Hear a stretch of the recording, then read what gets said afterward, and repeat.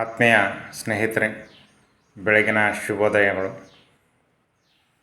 ಬೃಂದಾವನ computer ಚಾನಲ್ನ ವೀಕ್ಷಕರಿಗೂ ಮತ್ತು ಗುರು ಎರ್ಕಲ್ ಎನ್ನುವ ಫೇಸ್ಬುಕ್ ಪೇಜ್ನ ವೀಕ್ಷಕರೆಲ್ಲರಿಗೂ ಕೂಡ ಬೆಳಗಿನ ಶುಭೋದಯಗಳು. ಈ ದಿನ ವಿಷಯ ಬಂದು ಗೃಹಲಕ್ಷ್ಮಿ ಮತ್ತು ಗೃಹಜ್ಯೋತಿ ಬಗ್ಗೆ. ಎಲ್ಲರಿಗೂ ಬಹಳಷ್ಟು ಸಂಶಯ ಇದೆ. ಹೊಸ ಅರ್ಜಿ ಹಾಕ್ಬೇಕಾ ಅಥವಾ ಅಪ್ಡೇಟ್ ಮಾಡ್ಬೇಕಾ ಏನಂತನೂ ಎಲ್ರಿಗೂ ಕೂಡ ಸಂಶಯ ಇದೆ. ಹಾಗಾಗಿ ಕರ್ನಾಟಕ ಸರ್ಕಾರ ನಿನ್ನೆ ನಡೆದಂತಹ ಒಂದು ಗ್ಯಾರಂಟಿ ಅನುಷ್ಠಾನದ ಕಮಿಟಿ ವತಿಯಿಂದ ಒಂದು ಮೀಟಿಂಗ್ ಏನು ಮಾಡಿದ್ದಾರೆ, ಆ ಮೀಟಿಂಗಲ್ಲಿ ವಿಚಾರಗಳನ್ನು ಮಾಡಿದ್ದಾರೆ. ಏನಂದರೆ, ಹೊಸ ಅರ್ಜಿ ತೆಗೆದುಕೊಳ್ಳೋದು ಬೇಡ, ಅದನ್ನೇ ಪರಿಶೀಲನೆ ಮಾಡೋಣ ಅಂಥೇಳಿ. ಹಾಗಾಗಿ ಕರ್ನಾಟಕ ಸರ್ಕಾರ ಆದೇಶ ಮಾಡಿದೆ. ಏನಂದರೆ, ಹೊಸ ಅರ್ಜಿ ತೆಗೆದುಕೊಳ್ಳೋದು ಬೇಡ, ಅದೇ ಹಳೆಯ ಅರ್ಜಿಯನ್ನೇ ಕಂಟಿನ್ಯೂ ಮಾಡುವುದು. ಅದೇ ರೀತಿಯಾಗಿ ಆ ಅರ್ಜಿಗೆ ಬೇಕಾಗುವಂಥ ದಾಖಲಾತಿಗಳನ್ನು ಪರಿಶೀಲನೆ ಮಾಡ್ತಾರೆ. ದಾಖಲಾತಿ ನಿಮ್ಮ ರೇಷನ್ ಕಾರ್ಡ್ ಕೇಳ್ತಾರೆ, ಮತ್ತು ಜಾತಿ ಆದಾಯ ಪ್ರಮಾಣ ಪತ್ರ ಕೇಳ್ತಾರೆ, ಮತ್ತು ಆಧಾರ್ ಕಾರ್ಡ್ಗೆ ಲಿಂಕ್ ಆಗಿರುವಂಥ ಬ್ಯಾಂಕ್ ಪಾಸ್ಬುಕ್ಕನ್ನು ಕೇಳ್ತಾರೆ, ಮತ್ತು ಆಧಾರ್ ಕಾರ್ಡನ್ನು ಕೇಳ್ತಾರೆ. ಅದೇ ರೀತಿಯಾಗಿ ವೋಟರ್ ಐ ಡಿ ಕೂಡ ಕೇಳ್ತಾರೆ. ಹಾಗಾಗಿ ಇಷ್ಟೆಲ್ಲ ದಾಖಲಾತಿಗಳು ತಮ್ಮ ಹತ್ರ ಇದ್ದರೆ, ನೆಕ್ಸ್ಟ್ ಗೃಹಜ್ಯೋತಿ ಮತ್ತು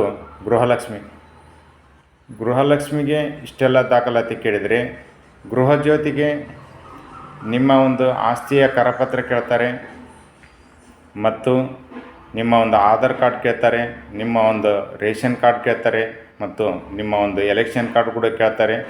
ಅದೇ ರೀತಿಯಾಗಿ ಮನೆಯ ಟ್ಯಾಕ್ಸ್ ಪೇಡ್ ಕೂಡ ಕೇಳ್ತಾರೆ.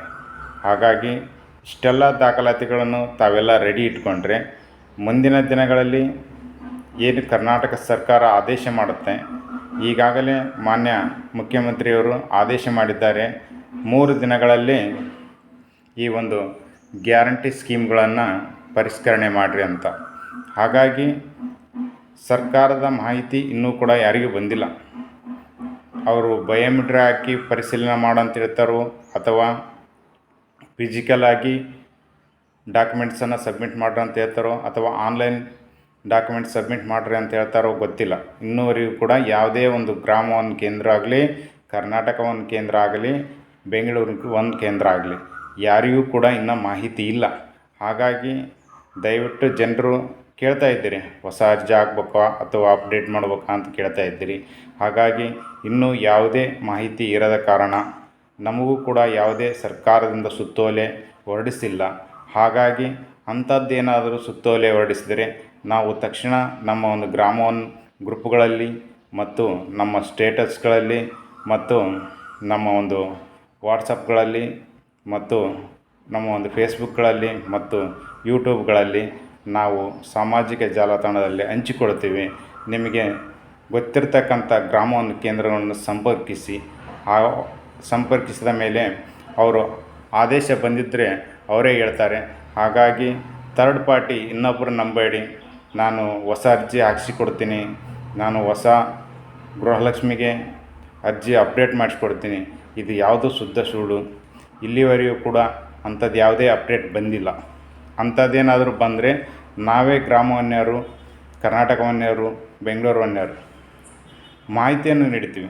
ಪ್ರತಿಯೊಬ್ಬರಿಗೂ ಕೂಡ ಮಾಹಿತಿ ನೀಡ್ತೀವಿ. ನಮ್ಮ ಕಸ್ಟಮರ್ ಯಾರಿರ್ತಾರೆ ಅಂಥವರಿಗೆ ಪ್ರತಿಯೊಬ್ಬರಿಗೆ ನಾವು ಕಾಲ್ ಮಾಡಿ ಅಥವಾ ವಾಟ್ಸಪ್ ಮೆಸೇಜ್ ಮಾಡಿ ನಾವೇ ಇನ್ಫಾರ್ಮೇಷನ್ ಕೊಡ್ತೀವಿ. ಅಲ್ಲಿವರೆಗೂ ಕೂಡ ಯಾರೂ ಗೊಂದಲ ಬೀಳಬೇಡ್ರಿ. ಯಾವುದೇ ರೀತಿಯ ಅಪ್ಡೇಟ್ ಇನ್ನೂ ಬಂದಿಲ್ಲ.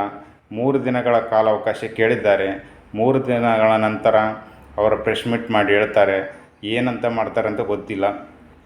ಅಪ್ಡೇಟ್ ಮಾಡ್ಬೋದು, ಅಥವಾ ಪರಿಷ್ಕರಣೆ ಮಾಡ್ಬೋದು, ಅಥವಾ ಬಯೋಮೆಟ್ರಿಕ್ ಅಪ್ಡೇಟ್ ತೊಗೋಬೋದು. ಆದರೂ ಒಂದು ವೇಳೆ ಬಯೋಮೆಟ್ರಿಕ್ ಅಪ್ಡೇಟ್ ತೊಗೊಂಡಿದ್ದರೆ, ನಿಮ್ಮ ಆಧಾರ್ ಕಾರ್ಡ್ 10 ವರ್ಷ ಮೇಲ್ಪಟ್ಟಿದ್ದರೆ, ಆಧಾರ್ ಕಾರ್ಡ್ ಮಾಡಿಸಿ 10 ವರ್ಷ ಮೇಲ್ಪಟ್ಟಿದ್ದರೆ ಅದು ಸಸ್ಪೆಂಡ್ ಆಗಿರುತ್ತೆ. ಹಾಗಾಗಿ ನೀವು ಆಧಾರ್ ಸೆಂಟ್ರಿಗೆ ಹೋಗಿ ಅದನ್ನು ನೀವು ಮರಳಿ ಅಪ್ಡೇಟ್ ಮಾಡಿಸಿ. ಬಯೋಮೆಟ್ರಿಕ್ಕು ಮತ್ತು ಐ ಸ್ಕ್ಯಾನು ಮತ್ತು ಫೇಸ್, ಈ 3 ಕೂಡ ನೀವು ಆಧಾರ್ ಕಾರ್ಡ್ನಲ್ಲಿ ಅಪ್ಡೇಟ್ ಮಾಡಿಸಿದ್ದೇ ಆದಲ್ಲಿ ನೆಕ್ಸ್ಟ್ ಮುಂದಿನ ಏನು ಅಪ್ಡೇಟ್ ಬರುತ್ತೆ. ಆ ಅಪ್ಡೇಟಿಗೆ ತಕ್ಕಂತೆ ನಾವು ಅಪ್ಲಿಕೇಶನ್ಗಳ್ನ ಹಾಕ್ಬೋದು.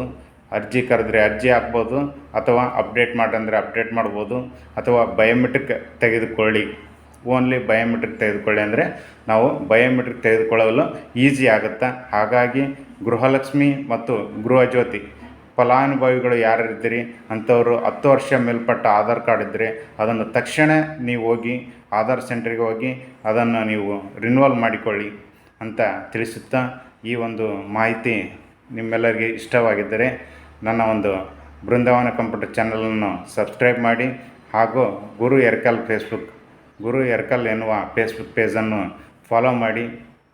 ಇಲ್ಲಿವರೆಗೂ ವೀಕ್ಷಣೆ ಮಾಡಿದಂಥ ವೀಕ್ಷಣೆದಾರರಿಗೆ ಧನ್ಯವಾದಗಳು.